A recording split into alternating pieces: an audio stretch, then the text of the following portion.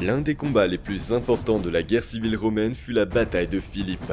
Lors de cette rencontre, Octave et Marc-Antoine durent travailler ensemble pour affronter les principaux responsables du complot visant à tuer Jules César. Et c'est de cela que va parler cette vidéo. Le jeune Octave se sentait au sommet du monde après avoir remporté les batailles de Forum Gallorum et de Mutina. Il n'est pas difficile de comprendre pourquoi. Tout lui semblait possible parce qu'il était jeune, fils de César et vainqueur. Mais son bonheur cessa peu après la bataille et fut remplacé par une colère très vive. En effet, le Sénat romain, qui avait demandé l'aide d'Octave, pensait que Brutus avait été beaucoup plus important qu'Octave dans les batailles contre Antoine. Pour cette raison, il accorda à Brutus de bien meilleures récompenses et envisagea même de lui confier la direction des troupes consulaires. Octave était en colère et estimait que Rome l'avait discrédité. Il réagit vivement en restant dans la vallée du Pô et en refusant de participer à toute nouvelle attaque contre Antoine. Après cela, en juillet, Octave envoya un groupe de centurions à Rome. Ils demandèrent le consulat laissé vacant par Hirtius et Pansa et la révocation de l'ordre qui faisait d'Antoine un ennemi public, mais ils essuyèrent un refus. Il en avait assez des hautes sphères romaines et décida de faire quelque chose. Il prit 8 troupes et marcha à travers la ville.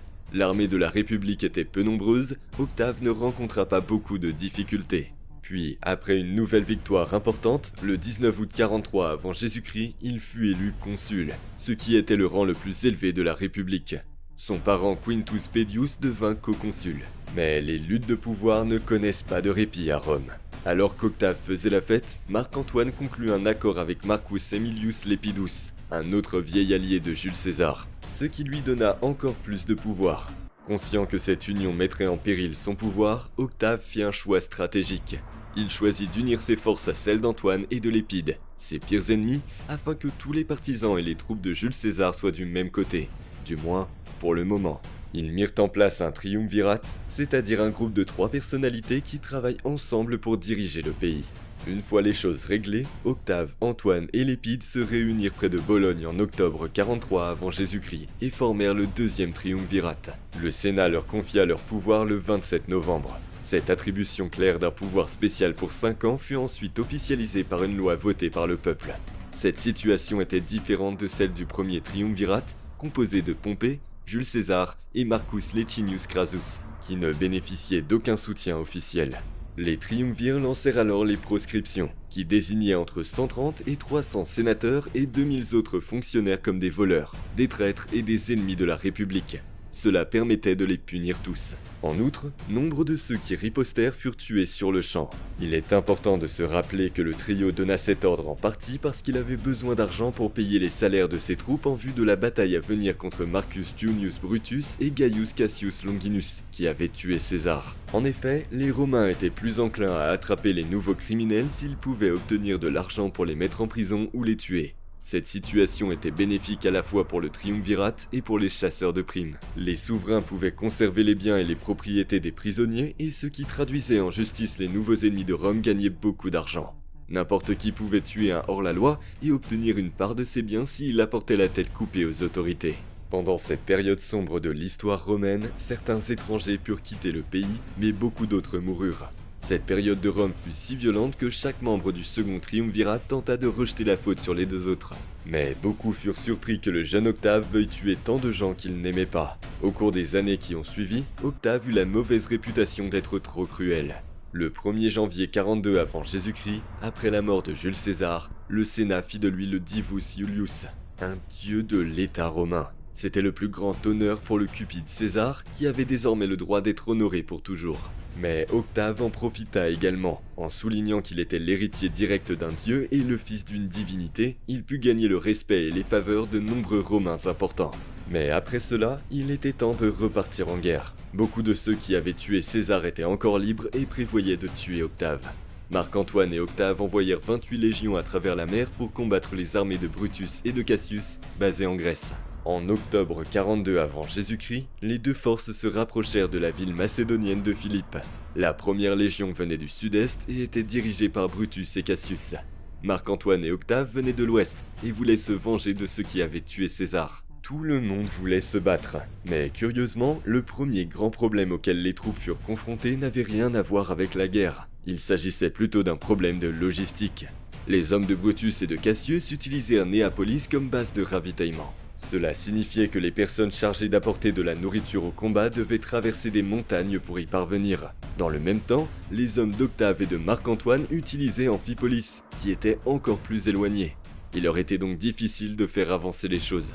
Marc-Antoine tenta de contourner Philippe en construisant un pont sur les eaux au sud de la ville. Brutus et Cassius se trouvaient dans les meilleurs endroits, à savoir 2 petites collines à l'ouest de Philippe. Si son plan avait réussi, ses ennemis n'auraient pas pu communiquer entre eux. Mais Cassius le trouva et construisit un barrage sur le fleuve. Marc-Antoine ne s'y attendait pas. Pendant que son adversaire était occupé, il demanda à ses hommes d'attaquer le camp de Cassius. Ils réussirent parfaitement et Cassius, pensant que tout était perdu, se tua avant d'apprendre que Brutus avait également battu l'armée d'Octave et s'était emparé du camp ennemi. En d'autres termes, chaque camp a gagné et perdu quelque chose. À la mort de Cassius, Brutus fut profondément attristé, affirmant qu'il était le dernier des Romains. Mais il ne fit pas de veillée funèbre publique car il pensait que cela nuirait à l'esprit de l'armée. Les premiers pillages et la collecte de richesses par les troupes de Brutus donnèrent aux hommes d'Octavien l'occasion de réparer leurs lignes.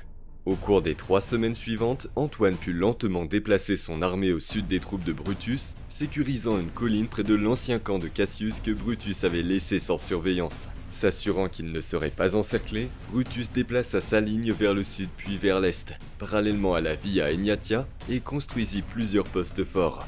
Il voulait s'en tenir au plan initial, qui consistait à éviter un combat ouvert et à espérer que sa plus grande puissance maritime userait l'ennemi. En même temps, il voulait garder les hauteurs. Il est important de noter que c'était le plan de Brutus depuis le début. Sa stratégie consistait à obtenir une bonne position défensive, puis à utiliser son avantage naval pour empêcher les triumvirs de communiquer avec leur base de ravitaillement en Italie. Cependant, il changea de plan. En fait, Brutus n'avait pas d'autre choix que de se battre, car il risquait de se retrouver seul et sans pouvoir s'il ne le faisait pas. Si les triumvirs pouvaient continuer à étendre leur ligne vers l'est sans être arrêtés, il finirait par couper sa route de ravitaillement vers Néapolis et le coincerait contre les montagnes. Si cela se produisait, la situation changerait. Brutus mourrait de faim ou serait contraint de se retirer avec toute son armée en empruntant la dangereuse piste du nord jusqu'à Philippe. Comme il n'y avait pas d'autre option, c'était tout ou rien. Mais ce qu'aucun des 2 camps ne savait, c'est que la bataille ferait de nombreuses victimes, car il s'agissait essentiellement d'un combat au corps à corps entre 2 forces expérimentées et bien entraînées. Pour la plupart, les troupes ne se servaient pas d'armes à longue portée comme des fléchettes ou des javelots. Au lieu de cela, ils se tenaient en ligne et se battaient avec leurs épées. Cassius Dio précisa qu'aucun des 2 camps ne se servit d'armes telles que des javelots ou des catapultes. Au lieu de cela, les hommes se sont battus directement au corps à corps en essayant de briser les lignes de l'autre camp. Plutarque écrit que Brutus gagna la bataille à l'extrémité ouest de sa ligne et poussa durement sur le côté gauche des triumvirs.